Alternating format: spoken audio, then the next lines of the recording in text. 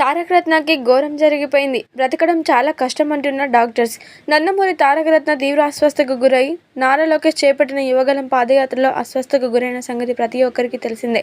అయితే ఆయన ఎప్పుడెప్పుడు కూడా కోలుకుంటారా అంటూ వారి కుటుంబ సభ్యులు ఎంతగానో ఎదురు చూస్తూ ఉన్నారు. మరి కేవలం వారి కుటుంబ సభ్యులు మాత్రమే కాదు, ఇటు అభిమానులు అలాగే సదరు ప్రేక్షకులు కూడా ఎంతగానో ఆకాంక్షిస్తున్నారు తారక రత్న ఆరోగ్యం బాగుండాలని. మరి టీడీపీ ప్రచారం అంటే తనకి ప్రాణం. తను ఎప్పుడు బ్రతికినా కూడా నేను టీడీపీ ప్రచారం కోసం, ఆ పార్టీ కోసమే బ్రతుకుతాను అంటూ ఎన్నోసార్లు ఎన్ని నినాదాలు చేశాడు తారక రత్న. మాటల్లో చెప్పలేం. ఇక ఇదిలా ఉంటే తారక రత్న పరిస్థితి చాలా ఘోరంగా మారిపోతుంది రోజు రోజుకి. ఆయన ఎప్పుడెప్పుడు కోలుకుంటారా అంటూ ఎంతగానో ఎదురు చూస్తున్న ప్రతి ఒక్కరికి కూడా కన్నీళ్లు మాత్రమే మిగులుతున్నాయంటూ చెప్పుకొస్తున్నారు.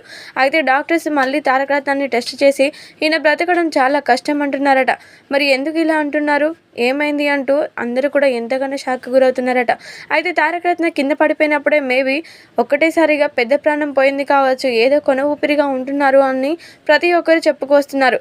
ఇక అది ఎప్పటికీ కూడా నిజం కాకూడదు. తారక రత్న మళ్ళీ బ్రతికి అందరితో కలిసిమెలిసి ఉండాలని, ప్రతి ఒక్కరితో కూడా ఎప్పటిలాగే జీవించాలని అందరూ కూడా కోరుకుంటున్నారట. మరి ముఖ్యంగా బాలకృష్ణ గారు అలాగే జూనియర్ ఎన్టీఆర్ గారు వారు ఎంతగానో ఆకాంక్షిస్తున్నారో తారక రత్న గారు మళ్ళీ తిరిగి రావాలి, అందరితో కలిసిమెలిసి ఉండాలి అంటూ. మరి మొత్తానికైతే తారక రత్నకి ఘోరం జరిగిపోయింది అంటూ వారి కుటుంబ సభ్యులు వారి ఆవేదనని ఎంతగానో వ్యక్తం చేస్తున్నారట సోషల్ మీడియా వేదికగా. ఇక ఇదిలా ఉంటే బ్రతకడం చాలా కష్టం అంటున్నారట డాక్టర్స్ కూడా.